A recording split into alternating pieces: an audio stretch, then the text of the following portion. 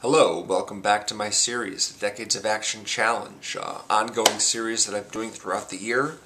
Before I get into this week's movie, it seems that the avclub.com website has redesigned itself. I've gone through some of the links on the videos that have already done on the series that's being posted to the site.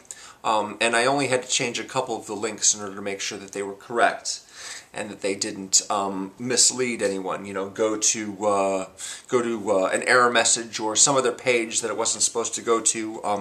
All the links to each video will lead you back to that particular essay on the site. The ones that I had to change were on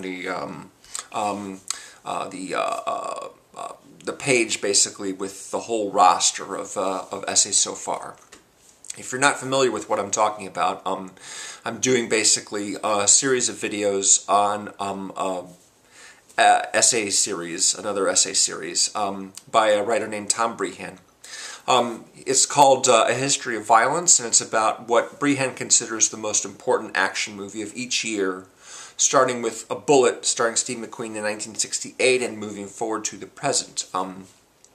This morning he just posted his article on Taken from 2008. I think the movie came out in 2009 in the States, but it came out earlier than that in other parts of the world. So it's a 2008 movie. He didn't pick Iron Man or The Dark Knight. He picked that one instead. And he also picked his, or at least he mentioned at the end of the article, his pick for 2009, which is not Avatar, but rather Universal Soldier Regeneration, which is a direct-to-DVD sequel to the 1992 film Universal Soldier, and they actually brought back Jean-Claude Van Damme and Dolph Lundgren to reprise their roles. And I've never seen this movie, and I had no plans to, but I'll be seeing it for this series and reviewing it along with everything else.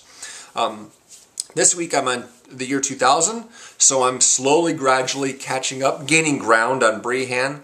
He posts articles every 2 weeks. I post a video every week. And so starting from the beginning of this year, I'm doubling his pace, and by December I'll have caught up to him, and I'll be reviewing his 2017 pick probably the week before he actually posts his article about it. Hopefully he'll mention what the film is, the previous essay, so I'll be able to at least know what it is and review it in a timely fashion. So, 2000 was Crouching Tiger, Hidden Dragon, and that was one of my successful guesses. I figured he would pick this one, given that it was a very, very respectable film, which got a Best Picture nomination, and is the second highest grossing foreign language picture in the United States, just under The Passion of the Christ. It's directed by Ang Lee, who of course is famous for Brokeback Mountain and Life of Pi, and Hulk with Eric Bana. And prior to doing Crouching Tiger, he also did The Ice Storm with Kevin Kline and Sigourney Weaver and Joan Allen and Christina Ricci and Tobey Maguire. He also did Sense and Sensibility. And prior to that, of course, he made films in his homeland, which I haven't seen.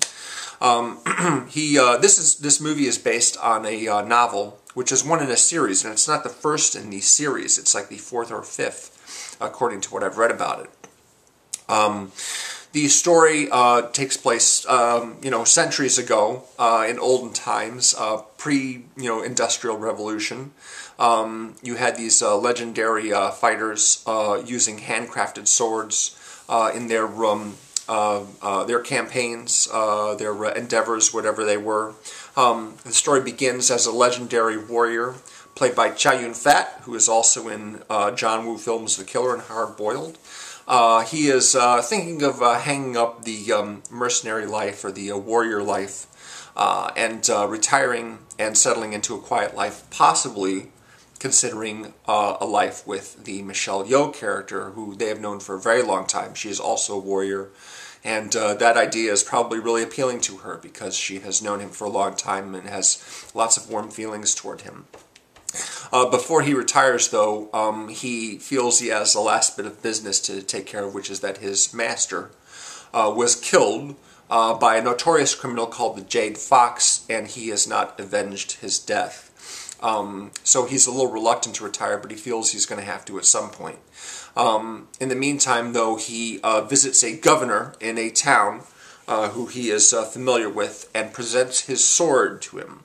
Says, I really don't want to carry this sword around anymore, seeing as how I'm getting out of the life. I'm giving it to you. And the governor says, geez, I'm really not worthy of this sword, you know, it's so valuable. It's 400 years old. It's called the Green Destiny, basically. It's an incredibly well-crafted sword that can cut through pretty much anything. You know, it's like a lightsaber. In fact, it even kind of glows green in one scene. A guy pulls it out during the night, and there's this green light cast on his face, even though it's just metal. You know, after a moment, it's stolen, actually, by a young bandit, a masked bandit, who sneaks in the middle of the night. As it turns out, this character is actually the daughter of a visiting... maybe she's the daughter of the governor. I actually haven't seen this movie since the year 2000, when it came out in the theater, so it's been 17 years. I didn't remember that much of the story when I started it up again. I have to say I found the story a lot more interesting this time around, because it's all about basically this this conflict between this young hotshot warrior played by Zhang Ziyi, who's, like I said, the daughter of this very well-respected person. I guess it's I'm a little fuzzy on who's, you know, whether she's the daughter of the governor, or whether the governor is the one who got the sword stolen from himself.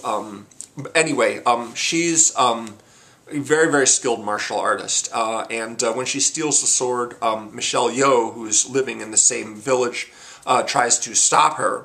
And it's at this point we get the first taste of what the martial arts in this movie look like, which is something that wasn't really popular with American audiences. And that is, characters seemingly are able to fly through the air, leap great distances, and float to the ground, and they can kind of hover in midair for a period of time, or run up walls and across rooftops and what have you. It's treated as like no big deal. It's like this is normal for this genre.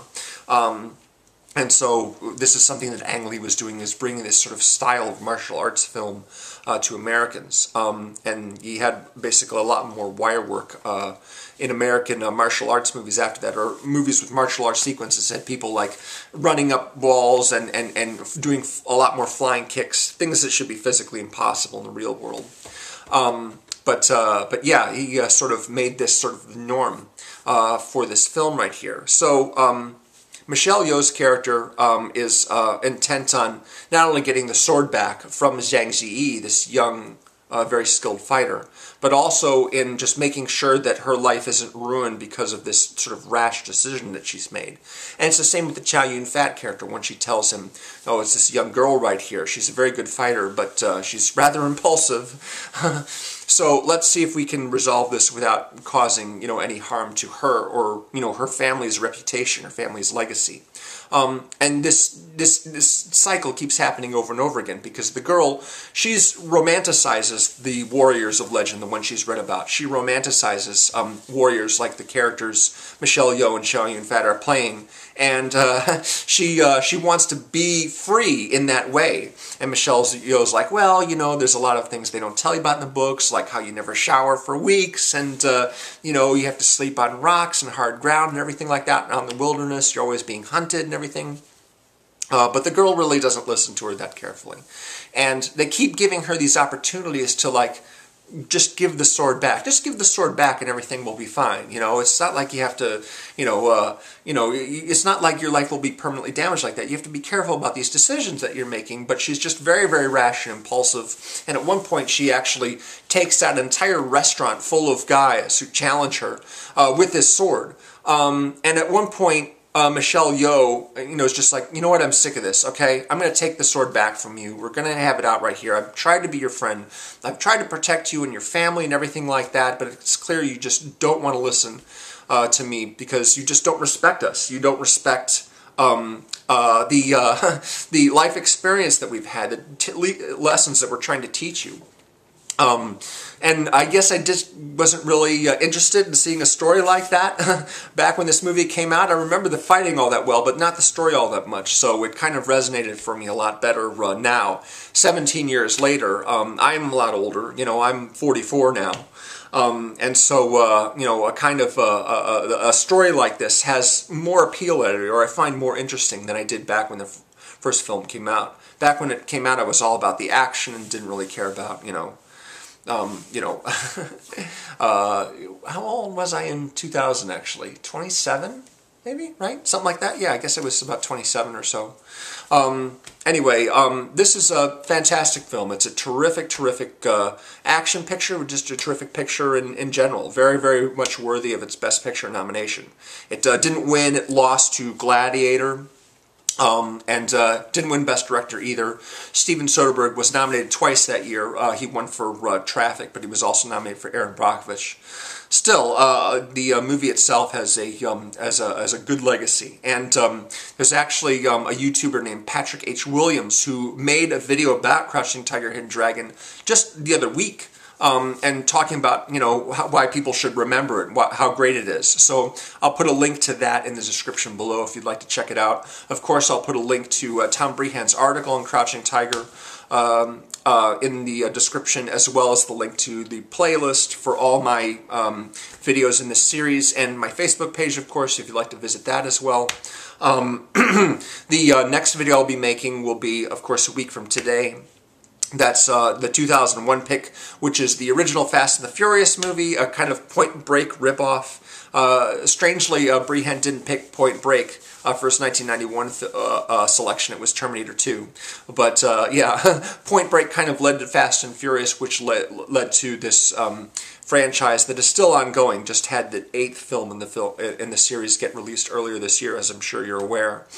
But yeah, I'm really glad I watched this movie again, because some of the films that I've been seeing again, you know, they're fine. You know, I enjoyed, you know, the action scenes and the style of The Matrix, which I watched last week.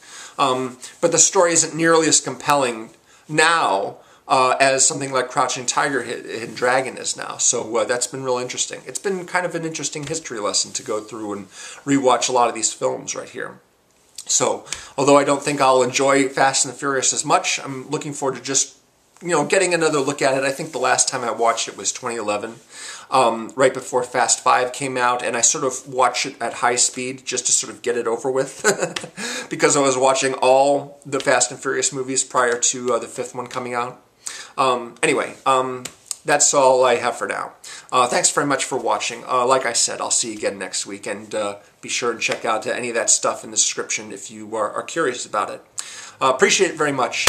Oh, and one more thing. I just wanted to mention, of course, that the series was inspired by a series called The Epic Film Challenge, done by Razorwire Reviews and Forkerball on their channels. So please check them out if they want to. Their source material is a little bit different, but it's a similar kind of thing. And I always like to mention that series when I do this, because if they hadn't done Epic Film Challenge, I don't know if I'd even be doing the series in the first place. I might not have had the idea for it.